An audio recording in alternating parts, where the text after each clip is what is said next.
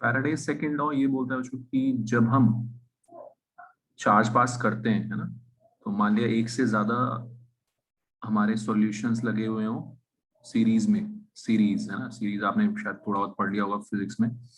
Series में जब कोई चीज दो तीन लगी होती हैं तो उसमें सेम चार्ज पास होता है। क्या पास होता है? सेम चार्ज, है ना, same charge is pass when, जब भी ये कंडक्टर्स या जो भी रेजिस्टर्स जो सीरीज में लगे होते हैं तो उसमें सेम चार्ज पास होता है ना।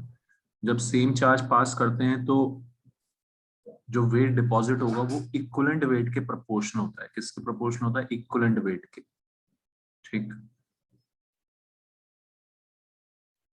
weight deposited is proportional to equivalent weight. ठीक। So when same charge is passed through more than one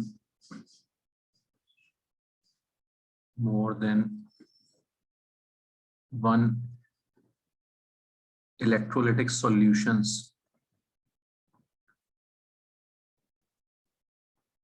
connected in series,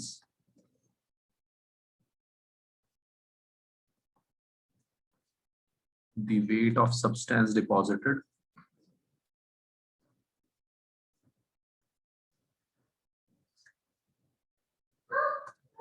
is directly proportional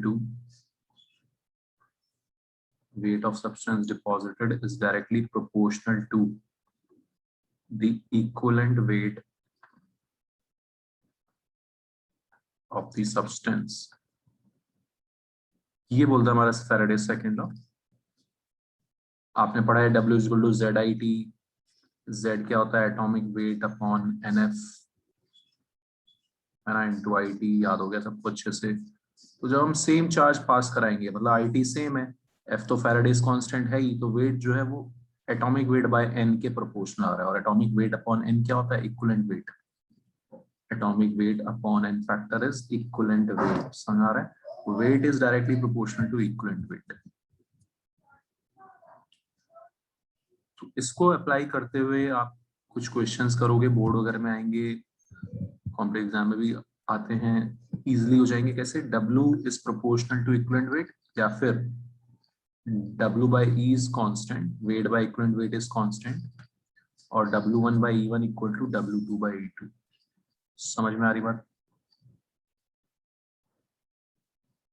weight by equivalent weight, एक का अगर आपको दे रखा है तो दूसरे का वेट निकालना हो तो आप इजीली निकाल सकते हो। समझ आ रही बात बच्चों? ठीक है। तो weight by equivalent weight is constant. सीधा सा फंडा है। वेट बाय इक्विवेलेंट वेट क्या होता है? Number of equivalents. इक्विवेलेंट्स बराबर इक्विवेलेंट्स रिलीज होते हैं कैथोड पर, एनोड पर, कहीं पर भी। Equal equivalents are deposited always on passing same charge.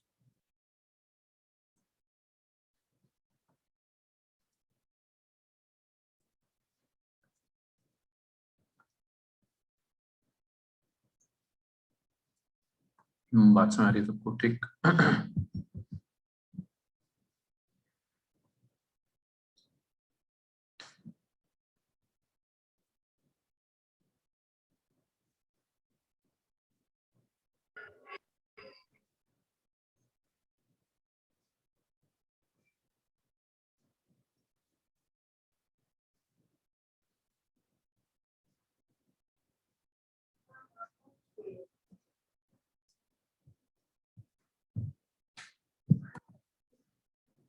तो इस टाइप का अगर क्वेश्चन होगा कि for example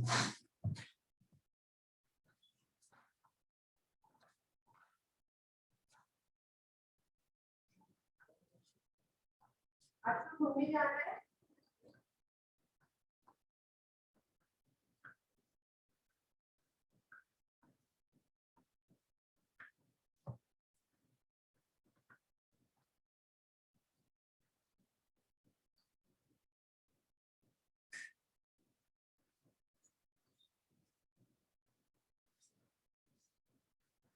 6 gram of magnesium is deposited. Find weight of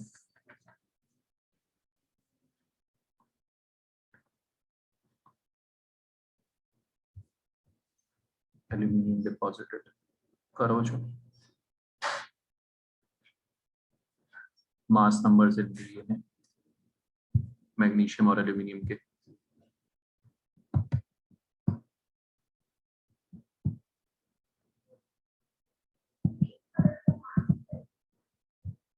ठीक है, तो इक्वल लिक्विड्स बच्चों डिपॉजिट होते हैं हमेशा या रिलीज होते हैं passing same charge.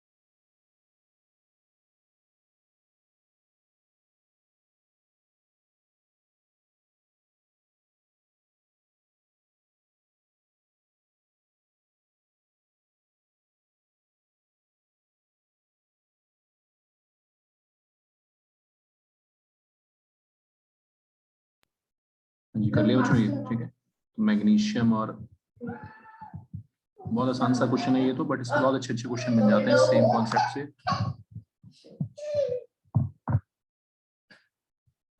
Same concept से अच्छे क्वेश्चन बन सकते हैं, इक्वल इक्विवेलेंट से रिलीज होंगे, ठीक है। तो अभी तो आसान है, इक्विवेलेंट वेट ऑफ मैग्नीशियम क्या हो जाएगा 12। अरे ये मैंने पहले ही 12 दे दिया है। मास नंबर इसका 24 होता है, ठीक है। 12 इज द इक्विवेलेंट वेट।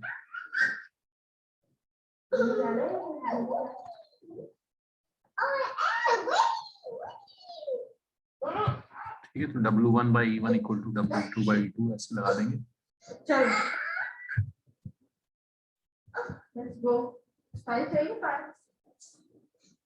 एक का वेट, मैग्नीशियम का वेट अपॉन उसका equivalent weight is equal to weight of aluminium deposited upon उसका इक्विवेलेंट वेट, ठीक है। कोई डाउट बच्चों इसमें, कोई दिक्कत बता दो, है ना। तो इस पे अच्छे क्वेश्चंस और भी बन सकते हैं, करो आप लोग प्रैक्टिस कहीं से भी।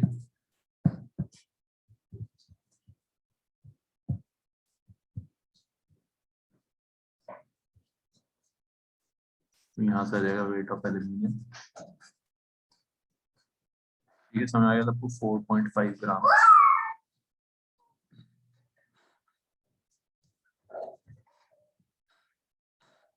नीट में भी इस पे एक बार क्वेश्चन आ चुका है अच्छा कि भाई वो जो वो होता है ना एल्यूमिनियम की मेटलर्जी ऑफ एल्यूमिनियम,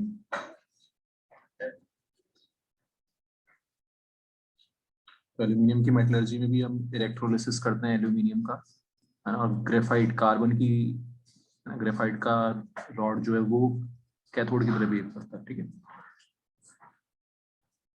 तो in metallurgy of aluminium, find wait of aluminium produced if 3 kg of carbon graphite rod was used up। करो इसको भी।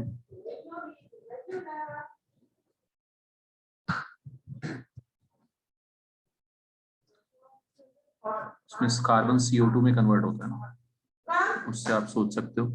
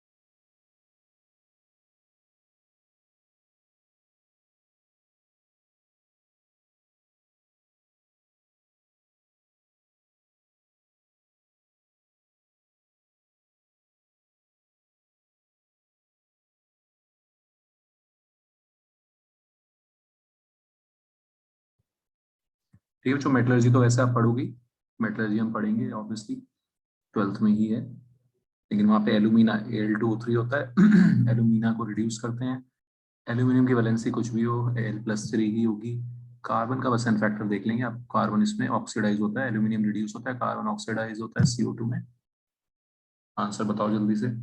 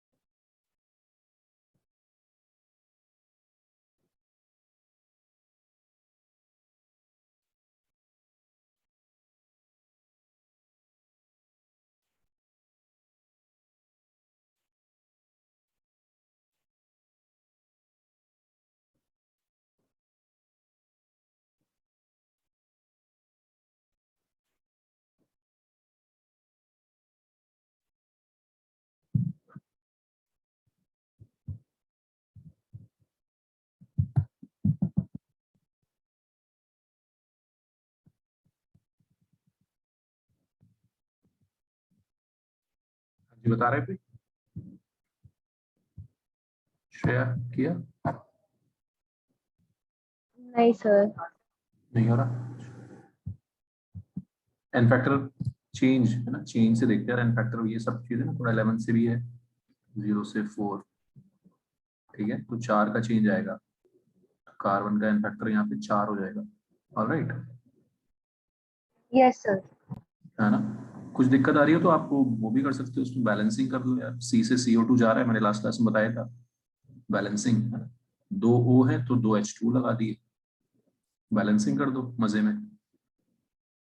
नहीं भी चेंज इन फैक्टर वाला फंडा, तो 4H+ आ गए, 4H तो 4H+ आ गया, 4 इलेक्ट्रॉन आ गया, एन फैक्टर यहाँ से आ जाएगा मजे में भाई। ओके ठीक है बच्चों, बस तो कार्बन का इक्विवेलेंट वेट हो जाएगा 12/3, सॉरी 12/4 यानी कि 3। इक्विवेलेंट वेट ऑफ एल्यूमिनियम अभी हमने देखा कि 27/3 9 आएगा।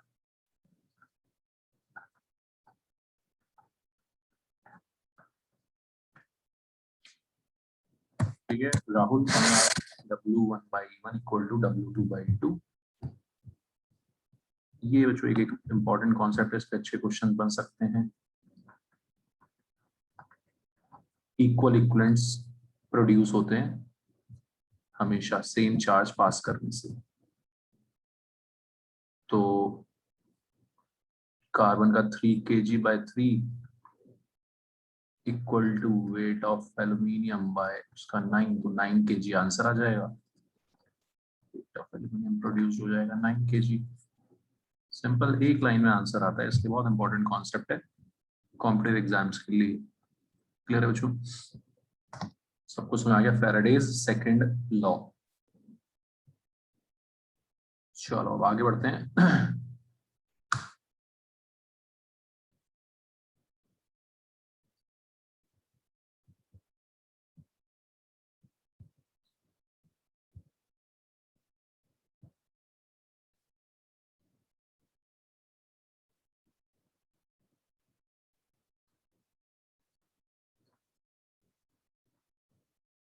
एक दो एग्जांपल आपको इंपॉर्टेंस ऑफ इलेक्ट्रोड्स पे, कौन सा इलेक्ट्रोड हम यूज कर रहे हैं इलेक्ट्रोलिसिस में, वो भी बहुत इंपॉर्टेंट हो जाता है ना। तो जब बच्चों हम इनर्ट इलेक्ट्रोड यूज कर रहे हैं तो कोई दिक्कत नहीं है। अभी तक जो चीजें कर रहे थे हम कॉपर सल्फेट का, है ना, ये मानते हुए कि हम उसको इनर्ट इलेक्ट्रोड में कर रहे थे, ठीक है। तो डाइल्यूट CuSO4 सॉल्यूशन का हमने इलेक्ट्रोलिसिस किया था, वो था यूजिंग इनर्ट इलेक्ट्रोड। अब आपको देखना है बच्चों फंडा डिफरेंस कि क्या डिफरेंस आएगा जब मैं इनर्ट इलेक्ट्रोड यूज करूंगा या कोई और इलेक्ट्रोड यूज करूंगा, तो क्या इफेक्ट आ जाएगा, क्या चेंज आ जाएगा, समझना है इसको। इनर्ट इलेक्ट्रोड में कुछ भी यूज कर सकते हैं, मैं बता चुका आपको, प्लेटिनम भी यूज कर सकते हैं, कार्बन, है ना, ग्रेफाइट यूज कर सकते हैं। हालांकि ऊपर एल्यूमिनियम वाले में तो आपने देखा कि ग्रेफाइट भी काम करिए, रिएक्ट करिए, है ना। तो प्लेटिनम वगैरह इनर्ट इलेक्ट्रोड अगर कोई दे रखा है तो वही होगा जो हमने अभी पहले पढ़ा था। क्या पढ़ा था? Cu+2 जाएगा कैथोड पर, रिड्यूस होगा, डिपॉजिट होगा कैथोड पर, और एनोड पर किसका ऑक्सीडेशन हुआ था बच्चों, याद है सबको? OH आयन का, है ना, डाइल्यूट कॉपर सल्फेट का, लास्ट क्लास में हमने पढ़ा ही था। तो मैं इसको जल्दी से लिख देता हूँ। ये एनोड पे। लेकिन अगर मैं सेम डाइल्यूट CuSO4 का इलेक्ट्रोलिसिस करूं यूजिंग कॉपर इलेक्ट्रोड, ठीक है, यूजिंग कॉपर इलेक्ट्रोड, तो वो जो चेंज हो जाएगी कहानी।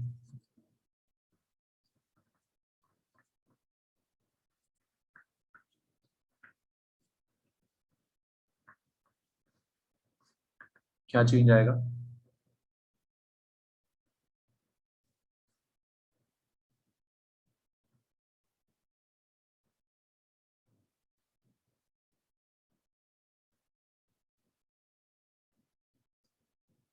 अब इसमें क्या होता है बच्चों, ध्यान से सुनना मेरी बात, ठीक है। कैथोड पर तो रिडक्शन ही होगा अभी भी, और रिडक्शन के लिए वहां पे Cu+2 है ही, कोई दिक्कत नहीं है, ठीक है। लेकिन एनोड पर जो ऑक्सीडेशन होगा, एनोड पर जो ऑक्सीडेशन होगा वो किसका होगा? वो कॉपर का ही हो जाएगा, है ना।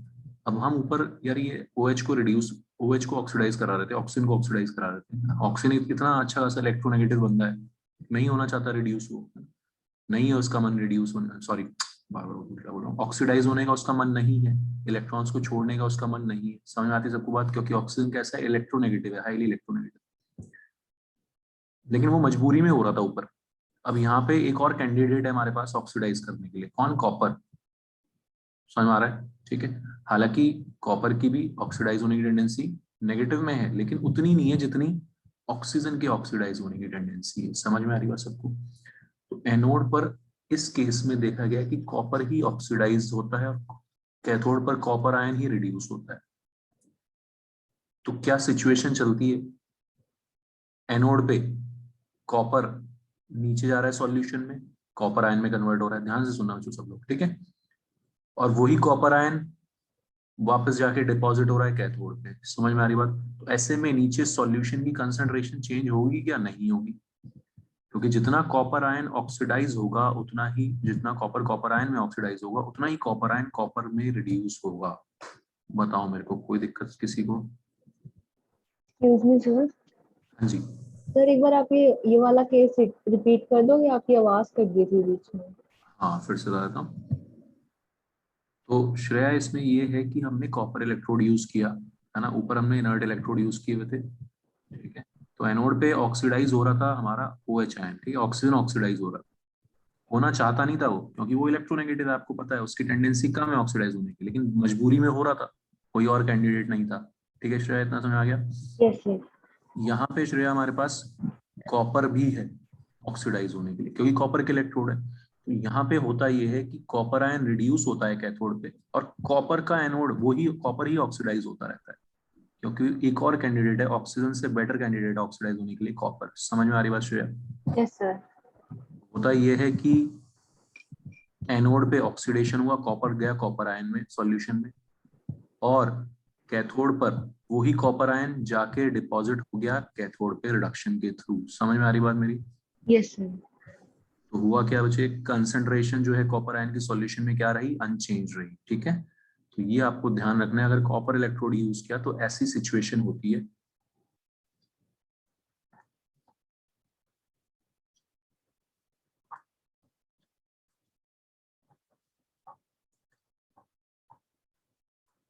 इन सब चीजों का यूज बच्चों, इसका भी यूज होगा मेटलर्जी में। मेटलर्जी में क्या यूज होगा, हम इस तरीके से कॉपर को जो है प्योरीफाई करते हैं, क्या करते हैं उसको, रिफाइनिंग करते हैं, रिफाइन करते हैं उसको। कैसे करते हैं ध्यान से सुनना। हम इम्प्योर कॉपर, जो इम्प्योर कॉपर मेटलर्जी के बाद निकल के आता है, उसका मोटा सा रॉड रख देते हैं एनोड पर, और पतले से प्योर कॉपर की स्ट्रिप को बना देते हैं कैथोड। समझ में आ रही बात? मेटलर्जी में ये सब चीजें इलेक्ट्रोलिसिस की यूज होंगी। ऑलराइट बच्चों, अब क्या होगा, ये एनोड पे इम्प्योर कॉपर है, प्योरीफाई करने के लिए हमने इसको एनोड पे टांग दिया। अब ये धीरे धीरे बच्चों ऑक्सीडाइज होता रहेगा, आयंस बन के सॉल्यूशन में जाता रहेगा, है ना। इम्प्योरिटी वहीं पड़ी रह जाएगी, इम्प्योरिटीज वहीं पड़ी रह जाएंगी, और यहाँ से कॉपर आयन जाके डिपॉजिट होता रहेगा कहाँ पर, कैथोड पे। समझ में आ रही बात? तो धीरे धीरे हमारा एनोड पतला होता जाएगा, इम्प्योर कॉपर सॉल्यूशन में जाता रहेगा, प्योर कॉपर आयन बनेंगे, वो कॉपर आयन से यहाँ पर प्योर कॉपर डिपॉजिट होता जाएगा, और ये पतली वाली रॉड रॉड मोटी होती जाएगी, और मोटे वाला एनोड जो है पतला होता जाएगा। समझ में आ गई बच्चों कहानी? ठीक, इस तरह से रिफाइनिंग होती है कॉपर की मेटलर्जी वाले चैप्टर में। बताओ मेरे को, समझ आ गई सबको कहानी? ठीक है, any doubt? This is an important concept. अगर हम इलेक्ट्रोड कॉपर इलेक्ट्रोड यूज करते हैं तो ये मेटलर्जी में यूज होगा। इम्प्योरिटीज वहीं पड़ी रह जाती हैं, इम्प्योरिटीज को वहां पर हम एनोड मड बोलेंगे। क्या बोलेंगे? Anode mud. बहुत इंपॉर्टेंट है मेटलर्जी चैप्टर, थ्योरेटिकल क्वेश्चन हल्के फुल्के से आते हैं, मजे में होते हैं, ठीक है। So this is used, this method is used for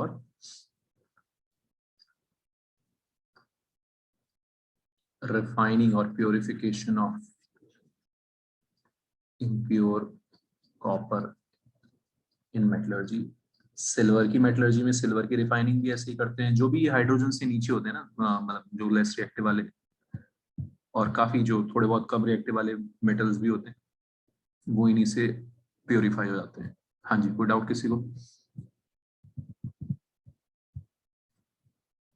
ठीक है, समझ आ गया सबको? This was the change of using electrode, using different electrodes. Platinum electrode था तो जो हमने पहले पढ़ा था वो इनर्ट इलेक्ट्रोड्स के साथ था, तो अगर हमने कॉपर इलेक्ट्रोड यूज किया तो ये चेंजेस हो जाएंगे। इसका एक और बहुत इंपॉर्टेंट केस है जो आपको ध्यान रखना है, आईआईटी में एडवांस में आ चुका है वो।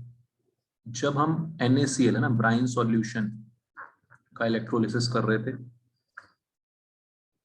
वो नॉर्मल इलेक्ट्रोड्स थे जो हमने पहले पढ़ा था, यूजिंग कोई भी नेट है ना, इनर्ट इलेक्ट्रोड या एनी नॉर्मल इलेक्ट्रोड। तो हमने पहले जो पढ़ा था वो सीन वही था, Na रिड्यूस नहीं हो रहा था, Na की जगह कौन रिड्यूस हो रहा था, H+। याद है बच्चों सबको? कोई दिक्कत?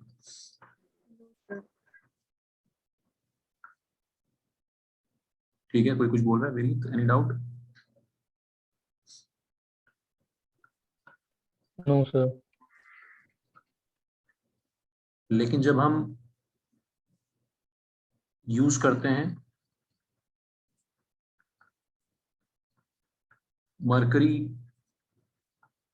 कैथोड या मरकरी इलेक्ट्रोड, तो जो बहुत इंपॉर्टेंट एक चीज देखी गई है, मरकरी के साथ एमलगम फॉर्म करने की हाई टेंडेंसी होती है जनरली मेटल्स की, सोडियम की भी बहुत हाई टेंडेंसी होती है मरकरी के साथ मिक्सचर एमलगम फॉर्म करने की। एमलगम जानते ही हो आप, amalgam is mixture of mercury with any other metal, ठीक है। तो उस केस में ये देखा गया चूंकि सोडियम जाके खुद रिड्यूस होता है कैथोड पे to form amalgam due to high tendency, पता नहीं कुछ इनका होगा पुराने जन्म का प्यार मोहब्बत, ठीक है, high tendency of sodium to form amalgam, इस वजह से सोडियम जो है जाके खुद रिड्यूस हो जाता है, डिस्पाइट उसकी रिड्यूस होने की टेंडेंसी बहुत कम है, फिर भी वो जाके रिड्यूस हो जाता है और एमलगम बनाते हैं। समझ आ रही बात बच्चों, ठीक।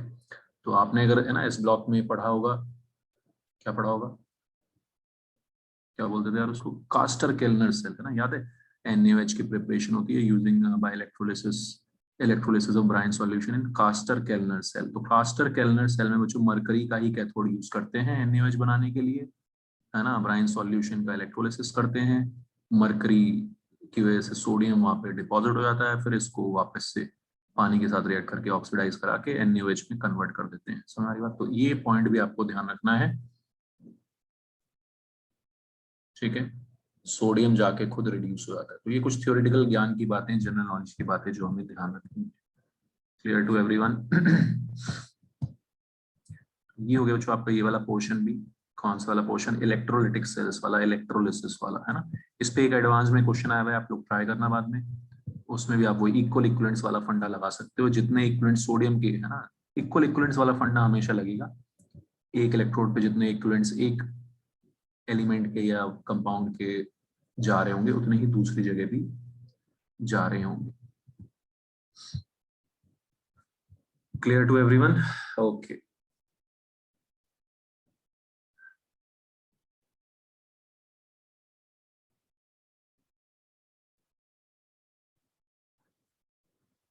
इस चैप्टर का जो थर्ड और लास्ट पार्ट जो है, पोर्शन है, बहुत इंपॉर्टेंट, कंडक्टेंस इन इलेक्ट्रोलिटिक सेल्स। बहुत इजी सा है, कुछ बस हमें फॉर्मूलाज समझने याद रखने हैं, ठीक है। तो इस चैप्टर में जो तीन पोर्शन है, तो आपका हो गया गैल्वेनिक सेल्स, वो नर्स्ट इक्वेशन, वो सब वाला पार्ट वेरी इंपॉर्टेंट। फिर ये बीच में आ गया हमारा इलेक्ट्रोलिसिस, फैराडेज लॉ, कितना कौन डिपॉजिट हो रहा है, ये सब के क्वेश्चंस। और फिर थर्ड पार्ट है हमारा कंडक्टेंस इन इलेक्ट्रोलिटिक सेल्स। इसमें हम पढ़ते हैं कि कंडक्टेंस किन किन फैक्टर्स पे डिपेंड करता है, किन किन फैक्टर से चेंज होता है कंडक्टेंस।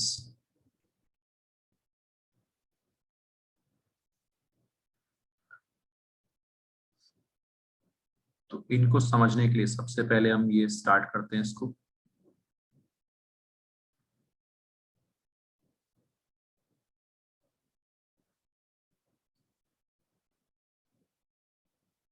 तो जो बहुत सारे फैक्टर्स होते हैं जिन पे कंडक्टेंस डिपेंड करती है, इलेक्ट्रोलिटिक सॉल्यूशंस की कंडक्टेंस है, तो यहाँ पे कौन से आयंस है पानी में, कौन से आयंस दौड़ रहे हैं, उस पर भी डिपेंड करेगी, है ना। हमने इलेक्ट्रिसिटी पास कराई यहाँ पे, ठीक, इलेक्ट्रिसिटी पास कराई, तो होगा कि यहाँ पे जो इलेक्ट्रोलाइट्स होंगे, जो आयंस होंगे, कैटायन दौड़ेगा कैथोड की तरफ, एनायन दौड़ेगा एनोड की तरफ, है ना। एक कैटायन कैथोड की तरफ दौड़ेगा, एनायन एनोड की तरफ दौड़ेगा, और इस तरह से इलेक्ट्रिसिटी कंडक्ट होगी, इस तरह से यहाँ पर बिजली जो है वो कंडक्ट होगी, इलेक्ट्रिसिटी कंडक्ट होगी, ठीक। तो कंडक्टेंस किन किन फैक्टर्स पे डिपेंड करेगा? इस सेल के साइज पे भी डिपेंड करेगा, साइज कितना बड़ा है सेल का, है ना। आयंस कौन कौन से हैं यहाँ पे, उस पर भी डिपेंड करेगा, कंसंट्रेशन कितनी है यहाँ पे आयंस की, वो भी उस पर भी डिपेंड करेगा, आयंस ज्यादा है कम है, उस इन सब चीजों पे यहाँ पे कितनी कंडक्टेंस होगी वो डिपेंड करेगा। समझ में आ रही सबको बात, ठीक। तो हमें फॉर्मूलाज पे जाना है बिल्कुल लॉजिकल तरीके से, ठीक है। तो जो ये यहाँ पे दौड़ना है आयंस को, ये इनकी पिच है, पिच, है ना। तो इस पिच में सेल का कौन सा साइज इंपॉर्टेंट है? सिर्फ दो चीजें, एक तो area of cross section of these electrodes, है ना, ऐसे दो हाथ रखे हुए हैं जिन बीच में आयंस ने दौड़ना है, तो L distance between electrodes, L क्या है? डिस्टेंस बिटवीन इलेक्ट्रोड्स, और ए है area of cross section of electrodes. इन दो चीजों पे कंडक्टेंस डिपेंड करती है साइज के ऊपर, ठीक। L is distance between two electrodes. Obviously ये आयंस की पिच है ना, तो इस पिच में उनको दौड़ना है, तो उसके पिच के साइज पर भी चीजें डिपेंड करेंगी कि साइज कितना बड़ा है या कम है। ए है area of cross section of electrodes.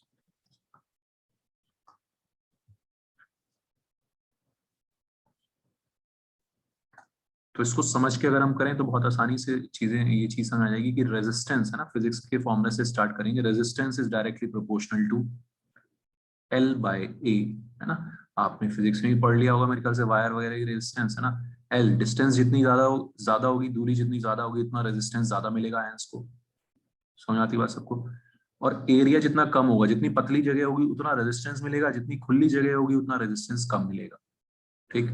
तो R is inversely proportional to area of cross section and directly proportional to length. कोई डाउट बच्चों? तो रेजिस्टेंस, रेजिस्टेंस से ज्यादा समझ में आता है। हम फॉर्मूले को कन्वर्ट कर देंगे रेजिस्टेंस को कंडक्टेंस में, उल्टा ही तो करना है, इनवर्स ही तो मारना है। रेजिस्टेंस का उल्टा क्या होगा? कंडक्टेंस, ठीक। तो R is resistance, L by A को कलेक्टिवली हम बोलते हैं सेल कांस्टेंट। ये सेल के साइज पे डिपेंड कर रहा है, ठीक है। L by is known as cell constant. Questions आएंगे, छोटे छोटे फॉर्मुलास डायरेक्टली चिपकाने हैं, फॉर्मुलास के साथ खेलना है मजे में। सेल कांस्टेंट का यूनिट आपको पता है, metre upon metre square, metre inverse या फिर सेंटीमीटर इनवर्स, क्योंकि सेल यहाँ पे छोटे छोटे नन्हे मुन्ने से होते हैं, सेल बहुत बड़े होते नहीं मीटर्स में, तो जनरली सेंटीमीटर को ज्यादा यूज करते हैं। हालांकि ऐसा यूनिट ऑब्वियसली पर मीटर है, बट पर centimetre is more used. Resistance का तो आपको पता ही है, ओम। पहला फॉर्मूला आ गया बच्चों, आर इज इक्वल टू रो, है ना, प्रोपोर्शनलिटी कांस्टेंट होता है रो। ये सब आप फिजिक्स में पढ़ती हो। रेजिस्टिविटी और स्पेसिफिक रेजिस्टेंस, इस तरह से फॉर्मूलाज डिराइव होंगे। कोई डाउट?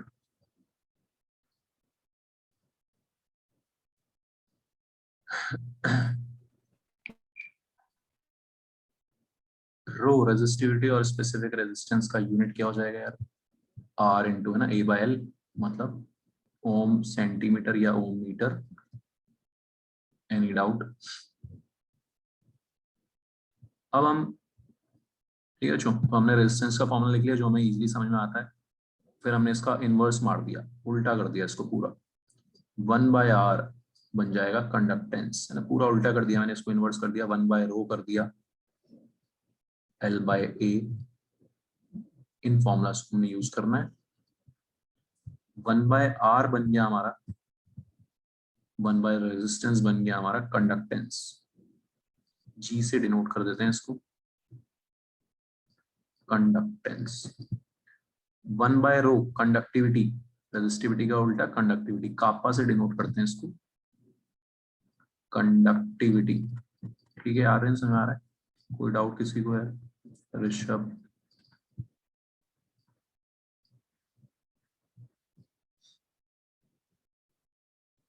अच्छा, इसको तो मैंने उल्टा ही नहीं किया यार, हद हो गई।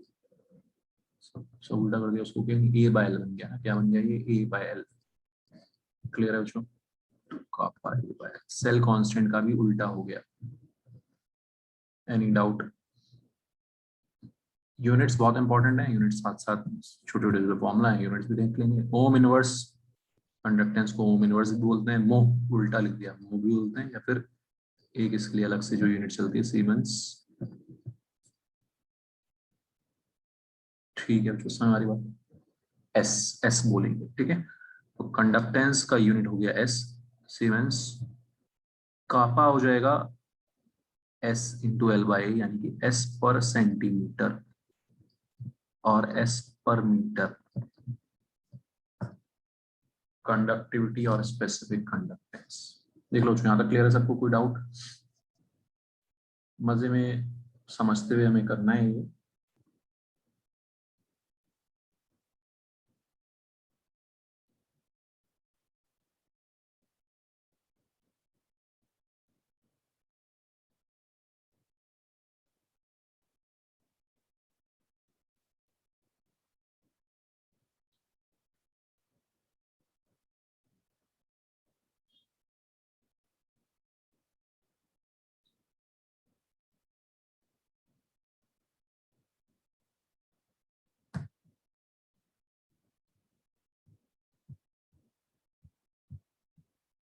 क्लियर हो चुकी है? ठीक है, फॉर्मूला, इन फॉर्मूलाज के साथ खेलना होगा यार, सिंपल सिंपल से क्वेश्चन होंगे बहुत, तो फॉर्मूलाज आपको ध्यान से याद करने हैं।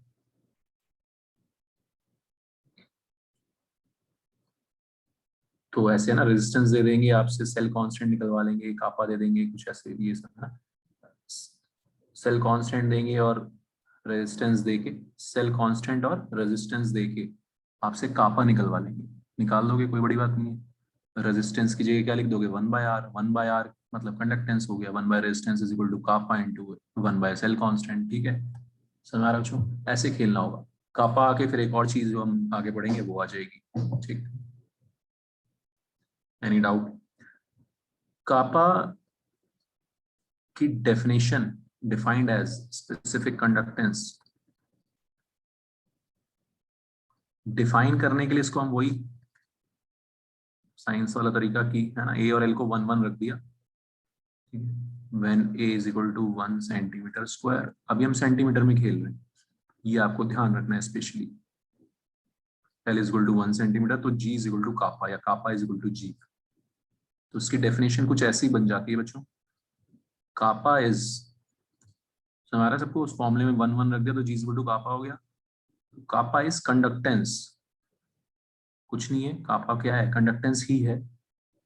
Specific conductance is conductance when A is equal to 1 centimeter square, L is equal to 1 centimeter, और kappa is conductance of 1 cc, है ना, इतना एरिया और इतना वो है, तो वॉल्यूम कितना आ जाएगा बीच में, इलेक्ट्रोड्स के बीच में, 1 centimetre cube. Any doubt? kappa is conductance of 1 cc electrolytic solution। कोई डाउट पूछो इसमें किसी को?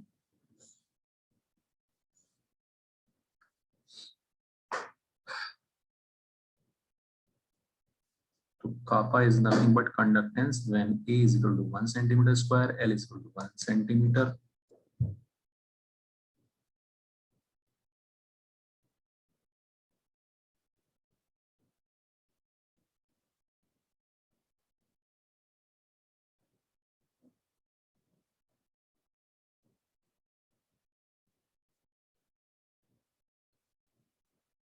ठीक है बच्चों, सुना ये चीज?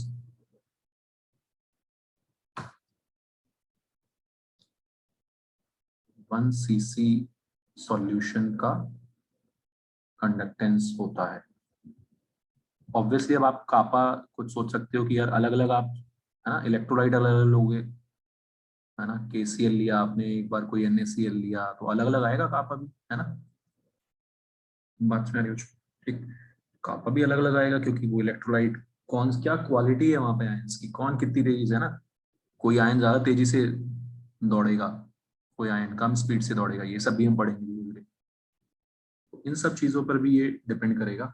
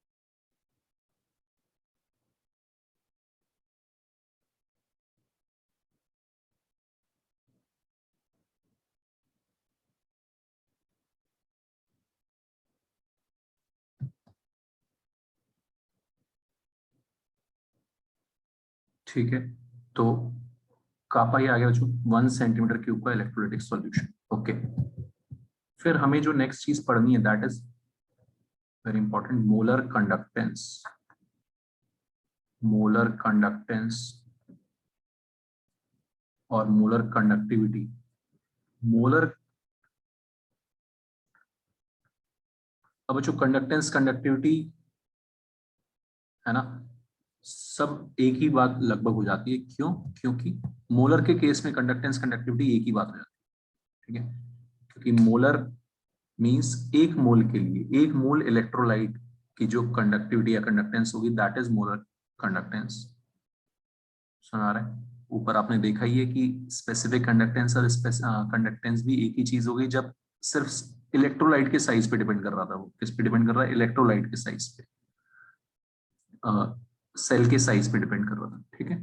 तो मोलर कंडक्टेंस और मोलर कंडक्टिविटी, अब आपको ये कंफ्यूज नहीं होना है टर्म्स से। मोलर कंडक्टिविटी भी यूज करेंगे कई बार, समझ में आ रहा है सबको? कोई दिक्कत?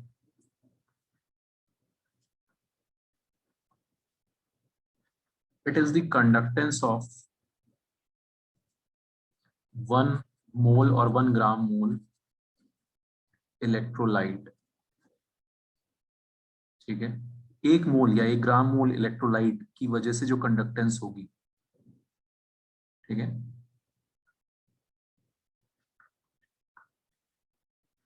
उसको बोलते हैं बच्चों क्या? Molar conductance. लैम्डा एम से डिनोट करते हैं, ठीक है। काइली समझ आ रहा है? कोई डाउट? केविन, सुशांत, बता दो यार कोई डाउट हो तो। राहुल, समर्थ, श्रेया, एनी डाउट? सर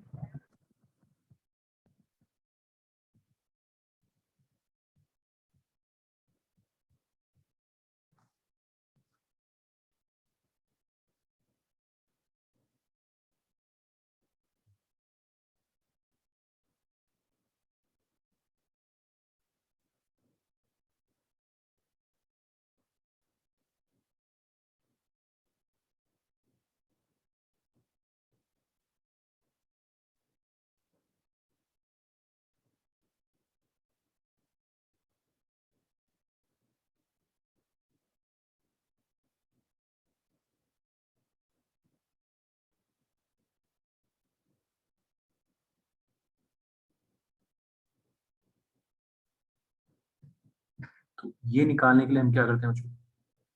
सीधा सीधा सा फंडा है। कापा है कंडक्टेंस ऑफ 1 cc या 1 ml इलेक्ट्रोलाइटिक सॉल्यूशन इनटू, है ना, अगर ये कंडक्टेंस 1 ml की है तो 10 ml के लिए 10 से मल्टीप्लाई कर देंगे, 100 ml के लिए 100 से, यूनिटरी मेथड लगा देंगे। तो हमें उस वॉल्यूम से मल्टीप्लाई करना है जिसमें 1 मोल आ जाए, उस वॉल्यूम से मल्टीप्लाई करना है जिसमें,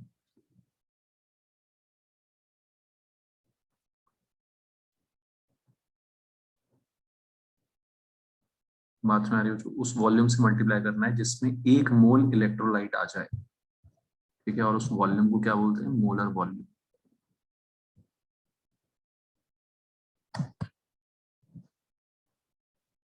ठीक है।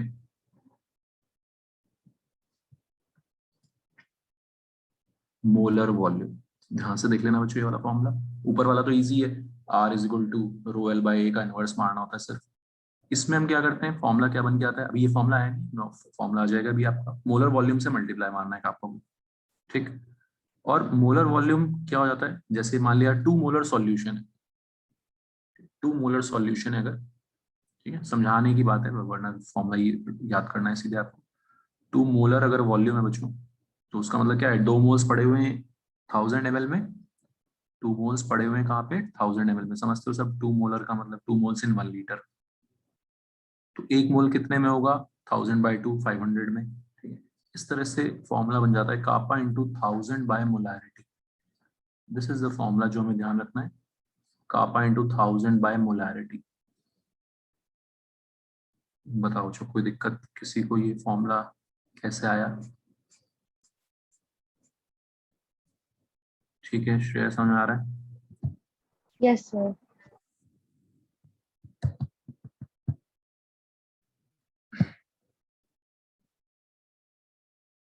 ठीक है प्रिंस, चुपचाप बैठा हुआ है। Yes, sir. RS Muji. Rishabh, Rahul, Sushant, any doubt? तो kappa into 1000 by molarity, this is the formula जो मोलर कंडक्टेंस का, वेरी इंपॉर्टेंट है। दो कुछ नहीं है यार, बस फॉर्मूलाज के साथ खेलना है यहाँ पे, है ना। यहाँ पे हमने जो फॉर्मूला के साथ खेलना है, ठीक है। तो मैं अभी ऊपर बता रहा था आपको, आपको दे देंगे यार रेजिस्टेंस दे देंगे, है ना, और सेल कांस्टेंट दे देंगे, वहां से आप कापा निकाल लोगे, कापा को उठा के यहाँ पटक दोगे, मोलर कंडक्टेंस आ जाएगा। समझ आ रही बात सबको बच्चों? ऐसे छोटे छोटे से क्वेश्चन यहाँ पे बनने वाले हैं, आसान आसान से। तो यूनिट इसकी थी एस पर सेंटीमीटर,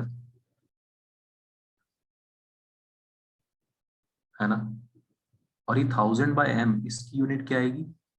सेंटीमीटर क्यूब। एमएल क्या होता है? सेंटीमीटर क्यूब, है ना। अभी मैंने बताया ना आपको, तो 1000। अब ये थोड़ा सा आपको ध्यान रखना है, अभी मैं एक चीज बताऊंगा। तो ये 1000 ml, मोलारिटी क्या आती है? मोल्स पर लीटर, लीटर को हमने 1000 ml में कन्वर्ट कर दिया, ठीक है बच्चों। तो यूनिट्स का बहुत खास ध्यान रखना है यार यहाँ पे। एस सेंटीमीटर स्क्वायर पर मोल में जब निकालना हो आंसर, ठीक है विनीत, बस यूनिट्स का ध्यान रखना है हमें। एस सेंटीमीटर स्क्वायर पर मोल में जब निकालना हो हमें लैम्डा एम मोलर कंडक्टेंस या मोलर कंडक्टिविटी, तो हम ये फॉर्मूला चिपकाएंगे। ठीक है काइली, एनी डाउट? बात समझ आ गई? देख लो एक बार क्या डेरिवेशन है इसका।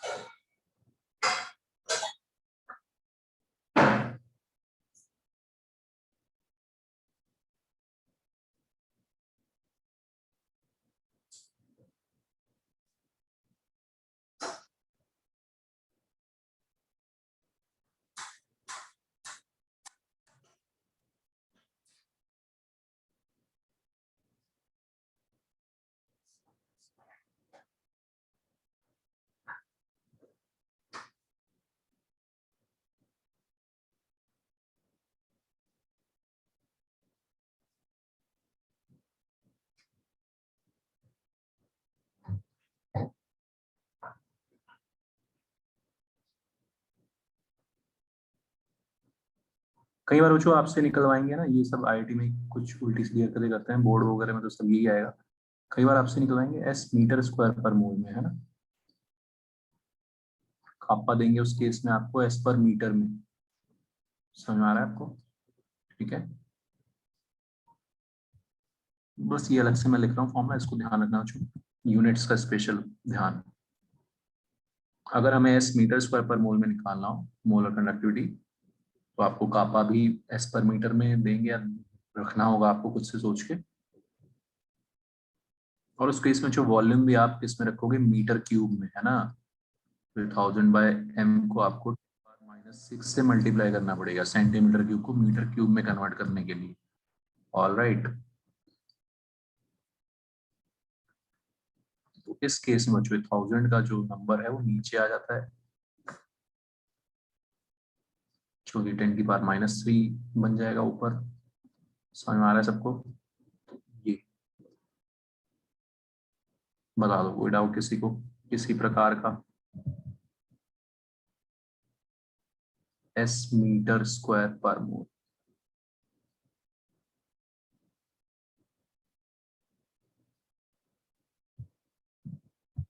Clear to everyone? ठीक है, ख्याति समझ में आ रहा है?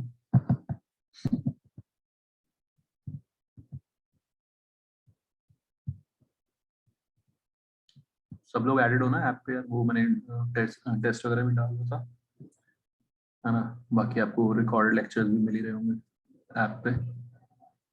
किसी को मिस हो जाता है, नेटवर्क वेटवर्क इशू, सब आप वहाँ पे कवर कर लो।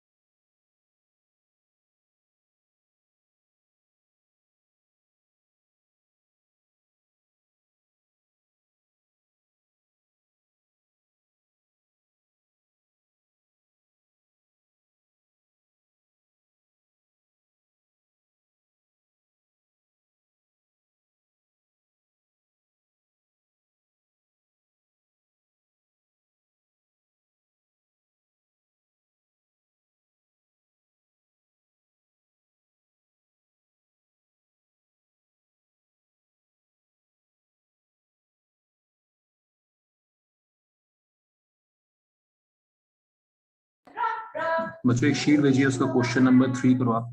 Question number 3।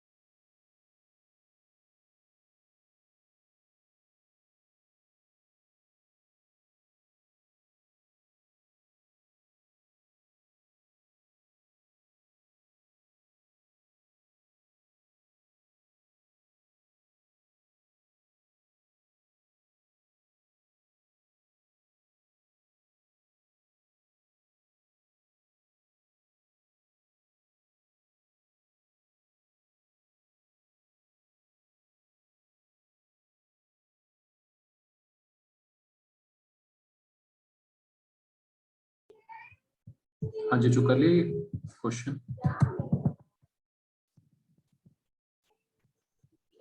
क्वेश्चन 3 समझ गया ना सब लोग? कौन सा करना है? Resistance of 0.5 molar solution of an electrolyte in a cell was found to be 50 ohms।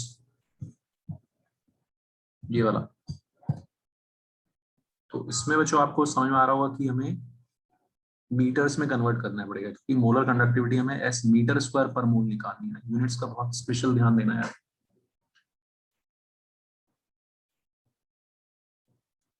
ठीक है,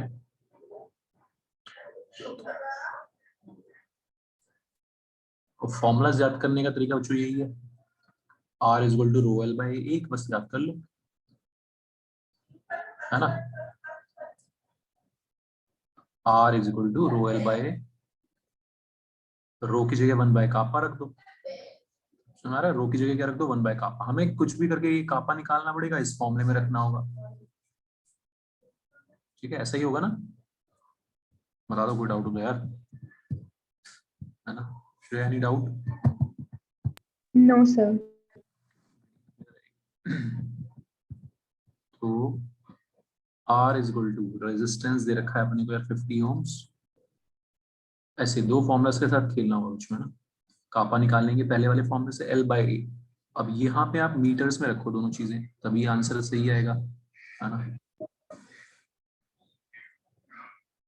तो लेंथ है 2.2 सेंटीमीटर, है ना। मीटर में करेंगे तो ऑलराइट, कोई डाउट बच्चों? 4.4 सेंटीमीटर स्क्वायर, ठीक है। मीटर स्क्वायर में करेंगे तो बाय 10 की पावर 4 कर देंगे। समझ में आती है सबको ये बात, है ना। तो यहाँ से आ गया कापा, ये 10 की पावर 4 ऊपर चला जाएगा तो 100 बचेगा ऊपर। अरे भाई तो 1 आ गया ना, कापा 1 आ रहा है। देख लो यार, कैलकुलेशन ठीक की है मैंने। ठीक है विश्वी।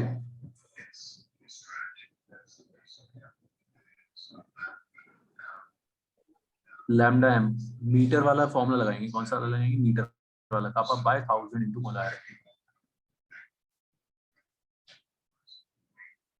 मोलारिटी कितना? 0.5। हाँ जी, कोई डाउट पूछो। सही किया मैंने ये?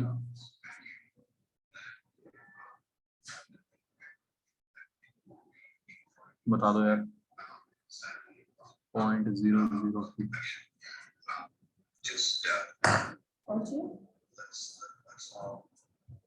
क्लियर है सबको? ठीक है, तो इस तरह से करना है यहाँ पे क्वेश्चंस। एक और करो।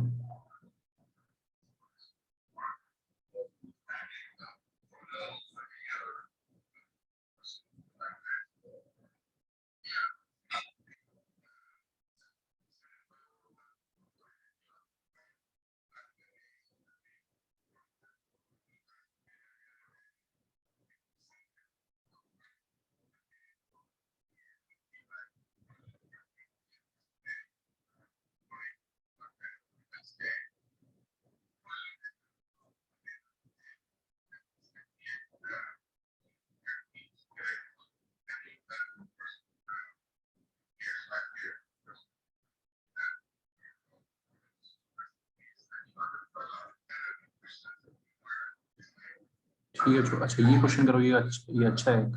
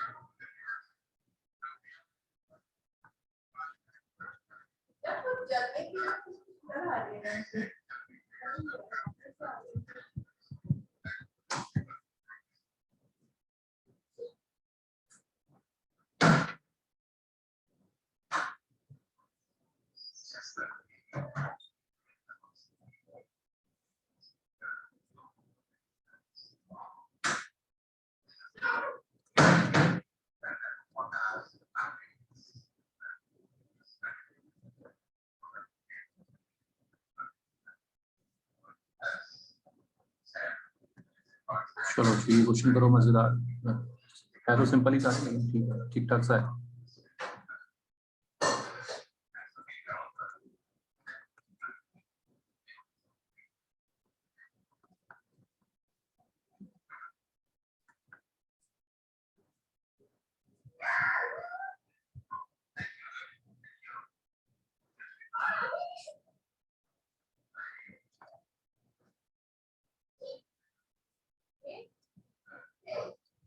करो यार।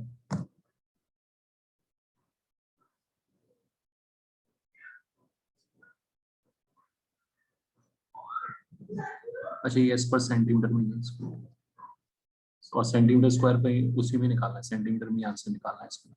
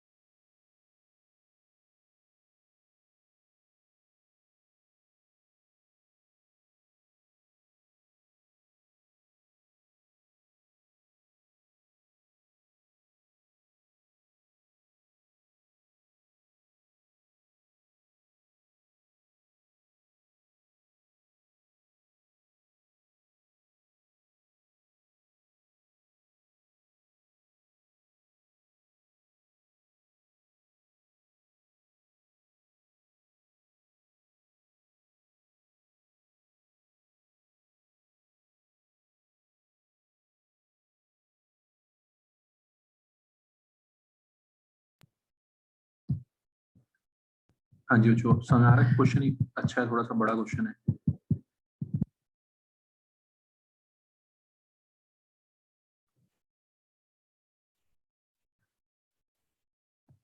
करो और आंसर बताओ यार। समर्थ आंसर बताओ। श्रेया।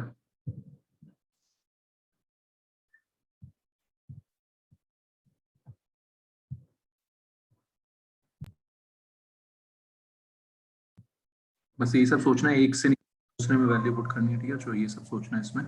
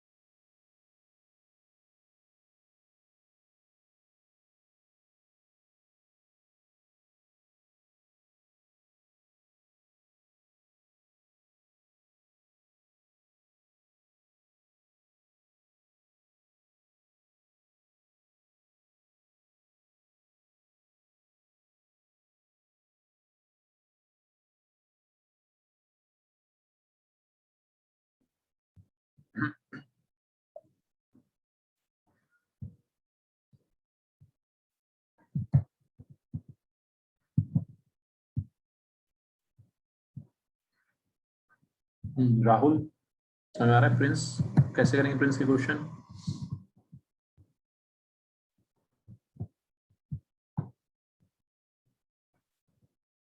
कायली।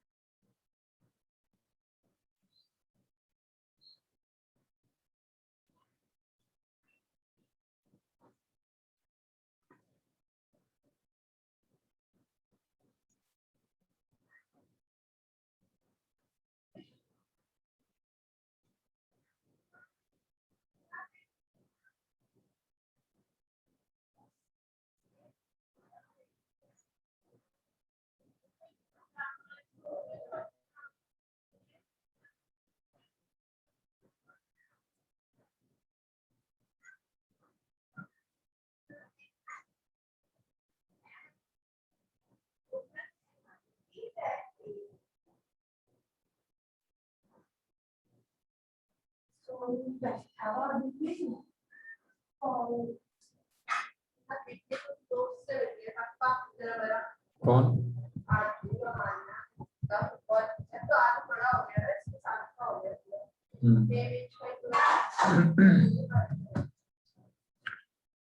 नीचे का बच्चों, तो इसमें हम क्या करेंगे, इसमें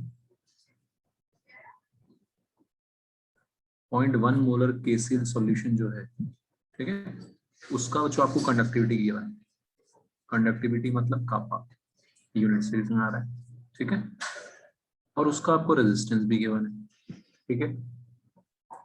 तो बच्चों सेल कांस्टेंट एक ऐसी चीज होती है जो सेम सेल है, ठीक है, तो एक एक एक डेटा से सेल कांस्टेंट निकाल के दूसरे पुट करना है ना, बस कुछ नहीं करना है, यहाँ पे फॉर्मूलास के साथ खेलना है। एक डेटा से सेल कांस्टेंट निकाल के दूसरे डेटा में पटक देंगे, ये करना है यहाँ पे, ठीक है। तो क्या है formula? R is equal to rho, rho को मैंने क्या बोला कि 1 बाय कापा लिख दो, है ना, ऐसे करना है आपको। R resistance is equal to rho L by, एक चीज याद रखनी है, रो इज 1 बाय कापा, ठीक। 0.1 मोलर केसीएल सॉल्यूशन वाला जो डेटा है उसमें आपको कंडक्टिविटी यानी कि कापा दे रखा है 1.29 और रेजिस्टेंस दे रखा है 100, बताओ समझ में आ रहा है, किसी को कोई दिक्कत? हाँ से बच्चों L/A आ जाएगा, सेल कांस्टेंट आ जाएगा 129। ठीक है श्रेया, समझ आ रही है बात? Yes sir. ऐसे खेलना होता है आपको, है ना? एक डेटा से एक चीज निकाली, दूसरे में उठा के पटक दी। अब यही सेल कांस्टेंट हो जाएगा 0.02 मोलर के सीधे सॉल्यूशन के लिए भी, क्योंकि हमने सेम सेल यूज किया है। समझ आ रहा है फंडा? ये फंडा लगाना है बच्चों। उसमें L/A सेम हो गया। अब उसके लिए भी हमें रेजिस्टेंस दे रखा है 520, है ना? तो कापा आ जाएगा वहां से, फिर से वही same formula, resistance is equal to 1 by kappa L/A। ठीक है बच्चों, तो रेजिस्टेंस दे रखा है 520। इस बार हम कापा निकालेंगे, क्योंकि हमने L/A तो वहां से निकाल ही लिया पहले डेटा से, वो तो कांस्टेंट रहेगा। ठीक है, तो कापा आ गया बच्चों 129 बाय 520। Kappa is conductivity. क्या है? दो चीजें निकाली थी, कंडक्टिविटी एंड मोलर कंडक्टिविटी। पहली चीज आ गई कंडक्टिविटी, S पर सेंटीमीटर में। ठीक है, molar conductivity kappa into 1000 by molarity. कापा है 129 बाय 520 इंटू 1000 बाय मोलारिटी है कितना? 0.02। ठीक, इस तरह से आ गया। बताओ बच्चों, समझ में आया सबको ये चीज? ठीक है, क्या किया हमने? दो डेटा, अच्छा क्वेश्चन है। दो डेटा थे, एक में से, है ना, खेलना तो फॉर्मुलास के साथ ही है। एक डेटा से उठा के हमने कापा निकाला और उसको दूसरे डेटा में रख दिया। क्लियर बच्चों? समझ आ गई? ठीक है, कायली क्या थी? समझ आ रही बात सबको? इस तरह के क्वेश्चंस आपको प्रैक्टिस करने हैं बच्चों। ठीक है, तो और भी चीजें देखनी हमने इसमें, बट सबसे पहले इस टाइप के क्वेश्चंस हमें प्रैक्टिस करने हैं। क्लियर बच्चों? हो जाएगा तो आज पहले, सबसे पहले आप लोग फॉर्मूला याद कर लेना, है ना? फिर हम इसके और क्वेश्चंस में आपको सेंड कर दूंगा, वो भी करते रहना, प्रैक्टिस करो। एक चीज से निकाल के दूसरी चीज में वैल्यू में पुट करने का। ठीक है, और बताओ कोई डाउट किसी को, है ना? तो सब लोग टेस्ट वगैरह दे देना। ऐप पे भी डाला है टेस्ट, और आपके नेक्स्ट वीक टेस्ट है ही, और भी है टेस्ट। टेस्ट देते रहो, टेस्ट से आप लोगों का ही फायदा है। प्रैक्टिस जितना करोगे क्वेश्चंस का, उतना आप लोगों को फायदा होगा। क्लियर बच्चों? क्वेश्चंस करो, डाउट पूछो, बस यही करना है आपको। ओके, चलो बाय। ठीक है friends? Thank you, sir. Okay.